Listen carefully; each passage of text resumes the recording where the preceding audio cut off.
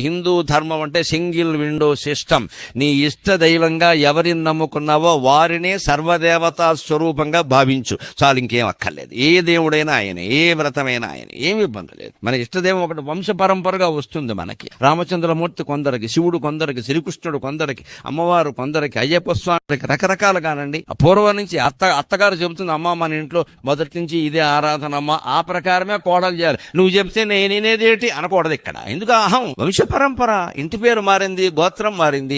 అత్తగారు చెప్పినట్టు వెంటనే ఆ బొమ్మలు, మీరు గృహప్రవేశం అప్పుడు మన ఇష్టం వచ్చిన బొమ్మలన్నీ పట్టుకుని వెళ్ళిపోకూడదండి. అత్తగారికి అత్తగారు ఇచ్చిన దేవుడు ప్రతిమ, ఆ అత్తగారు మనకిచ్చిన దేవుడు ప్రతిమతో కొడుకు కోడలు గృహప్రవేశం చెయ్యాలి. అది సంప్రదాయం. తర్వాత కావాలంటే ఎన్ని ఫోటోలైనా పెట్టుకోండి, దానికి తోడు కాదు, ఒక్కటే ఉండాలి లేదు. కానీ అది ముఖ్యం. అందరూ ఆయన స్వరూపంగా మనం భావిస్తాం. మనకి ఇష్టమైంది తప్పే ఉంది. మన పిల్లలే మనం ప్రపంచం అని అనుకోవట్లా, మన ఇష్టదైవం మన ప్రపంచం. తప్పే ఉందండి, ఆయనే కాపాడు.